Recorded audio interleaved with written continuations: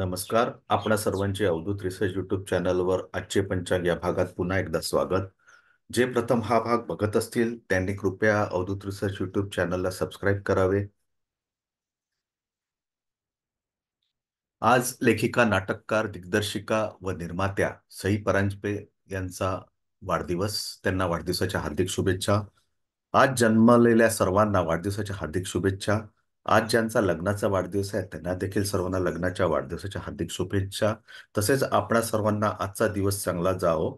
आजचा दिनाविशेष संत तुकाराम महाराज यांना पुण्यतिथीनिमित्त त्रिपार वंदन. संत तुकाराम महाराज हे 17व्या शतकात महाराष्ट्रातील देहू गावातील वारकरी संप्रदायाचे हिंदू मराठी संत आहेत. ते पांडुरंगाचे भक्त होते. त्यांचे अभंग त्यांच्या अभंग नावाच्या भक्ती काव्यासाठी ते प्रसिद्ध आहेत. त्यांच्या अनेक कविता सामाजिक सुधारणाशी संबंधित आहेत.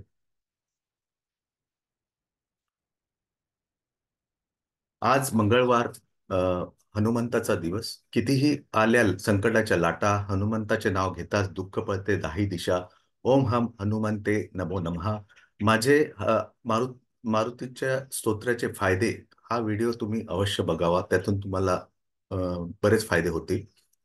हे बोलून मी आजचे पंचांग सुरू करतो. पंचांग म्हणजे काय तर वार, तिथी, नक्षत्र, योग आणि करण या 5 मुख्य अंगांविषयी व इतर अनेक आवश्यक गोष्टींची माहिती.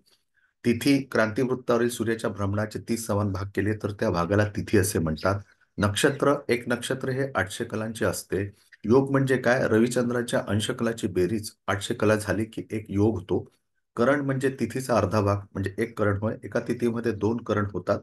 शुभ वेळ ठरवण्यासाठी, धार्मिक समारंभ आयोजित करण्यासाठी पंचांग एक मार्गदर्शक म्हणून काम करते. आजचे पंचांग.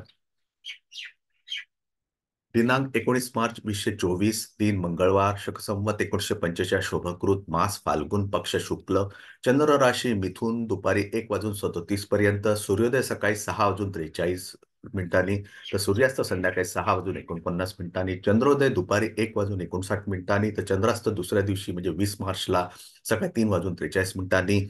ब्रह्ममुहूर्त हा सकाळी 5 ते 6 मध्ये असतो. आजचा ब्रह्ममुहूर्त सकाळी 5:08 ते 5:56 होता. तिथी दशमी 12:21 सकाळी 20 मार्च पर्यंत. नक्षत्र पुनर्वसू 8:10 रात्री. अभिजित मुहूर्त हा दुपारी 12:05 तर 12:53 राहू काळ दुपारी 3:30 ते 5:01 यमगंड 9:27 सकाळी ते 10:28 एवढे बोलून मी माझा हा भाग इथे संपवितो. धन्यवाद.